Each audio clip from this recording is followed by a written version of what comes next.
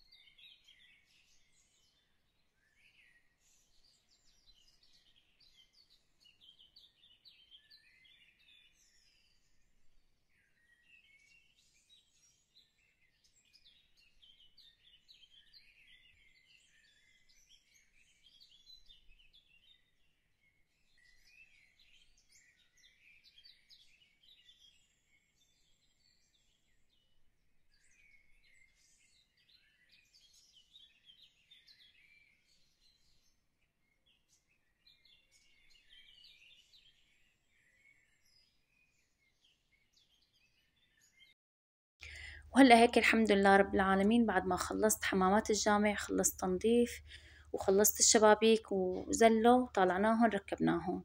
رح خليكن مع النظافة شوي.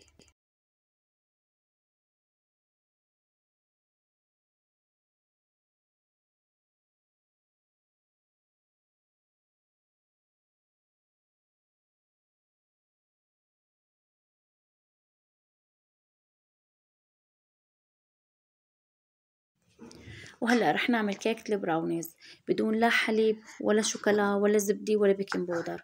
عندي 3 بيضات بدرجة حرارة المطبخ، 300 غرام سكر حبيبات، ظرف فانيليا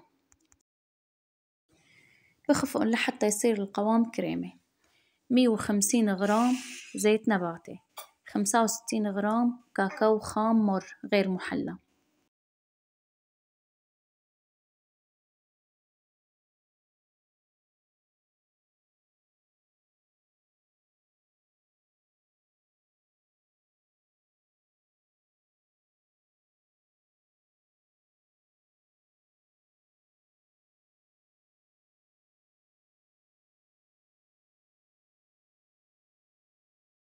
هيك بدي قوام الخليط يكون كريمي بهالشكل هاد.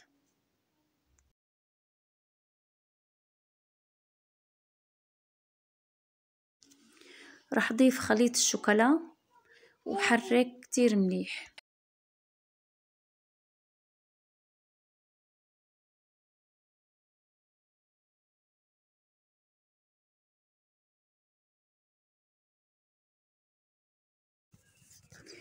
بنخل 85 غرام طحين،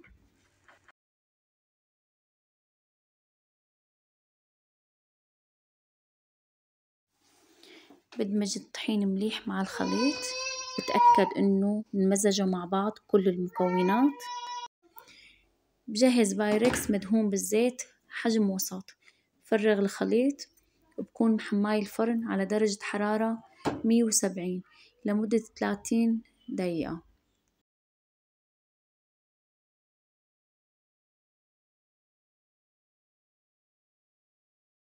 وهلأ بعد ما طلع البراونيز من الفرن بخليه لحتى يبرد، بس أنا كنت عم بجلي التهيت بالجلي حرقت الوجه شوي.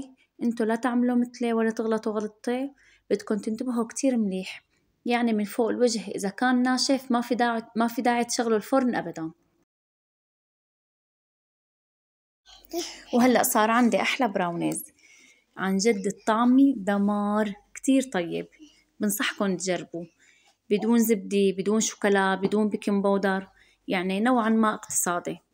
وألف صحة وهنا. وإذا عجبكم الفيديو لا تنسوا تشتركوا بالقناة وتدعموني حتى ضل مستمرة، وشكرا كتير إلكم.